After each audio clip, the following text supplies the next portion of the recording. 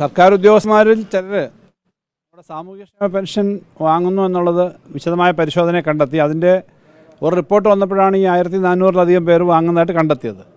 അപ്പോൾ അത് സംബന്ധിച്ച് അത് തെറ്റാണല്ലോ, അങ്ങനെ വാങ്ങാൻ പാടില്ല.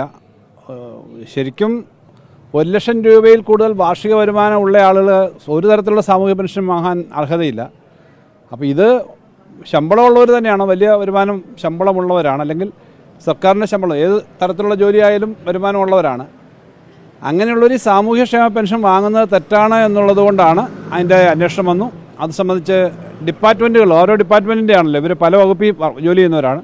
ആ ഡിപ്പാർട്ട്മെൻറ്റുകൾക്ക് ഇതിൻ്റെ വിവരത്തിനായിട്ട് ഈ വിവരം കാണിച്ചിട്ട് അങ്ങോട്ട് റിപ്പോർട്ട് കൊടുത്ത് ആവശ്യമായ നടപടികൾ സ്വീകരിക്കണമെന്ന് ധനകാര്യ വകുപ്പ് ആവശ്യപ്പെട്ടിട്ടുണ്ട്. ഇവർ ഈ ഇത്രയും കാലം പണം പെൻഷൻ പറ്റിയത് തിരിച്ചു പിടിക്കാനുള്ള നടപടികൾ സ്വീകരിക്കുന്നുണ്ടോ? അത് തീർച്ചയായിട്ടും അത് യാതൊരു സംശയമില്ലാത്ത കാര്യമാണ്. ഈ അങ്ങനെ വാങ്ങിയ പണം അവർ തിരിച്ചടയ്ക്കണം, അതിന് യാതൊരു സംശയമില്ല. അതും പലിശയൊക്കെ സഹിതം അടയ്ക്കേണ്ടി വരും.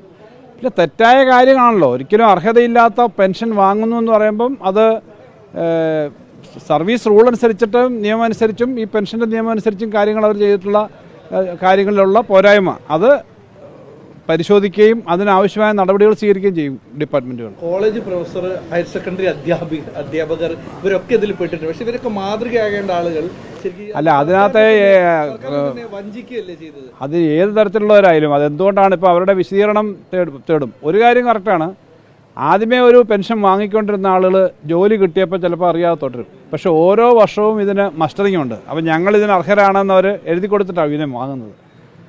ഇതെല്ലാം ഈ റിട്ടയർ ചെയ്തവരുടെ പെൻഷൻ മാത്രമല്ല, അതായത് 60 വയസ്സിന് ശേഷമുള്ള ആളുകളുടെ പെൻഷൻ അല്ല, പലതരത്തിലുള്ള മറ്റ് സ്പെഷ്യൽ പെൻഷനുകളുണ്ടല്ലോ, ആ പെൻഷനൊക്കെ ആയിരിക്കും. അങ്ങനെ ആയാൽ പോലും അവർ ഓരോ വർഷവും ഞങ്ങൾ മറ്റൊന്നും വാങ്ങുന്നില്ല എന്ന് പറഞ്ഞിട്ട് വാങ്ങുകയാണ് എങ്കിൽ അത് തെറ്റായ കാര്യം തന്നെയാണ്, സംശയമില്ല. എന്തായാലും അതിൻ്റെ അന്വേഷണം നടക്കട്ടെ. തീർച്ചയായിട്ടും തെറ്റ് കാണിക്കുന്ന ആളുകളുടെ പേരെ നടപടി ഉണ്ടാവണം. അതിന് ആവശ്യമായ അന്വേഷണം നടത്തി നടപടി എടുക്കാനാണ് നമ്മൾ ഡിപ്പാർട്ട്മെൻറ്റുകളോട് ആവശ്യപ്പെട്ടിരിക്കുന്നത്.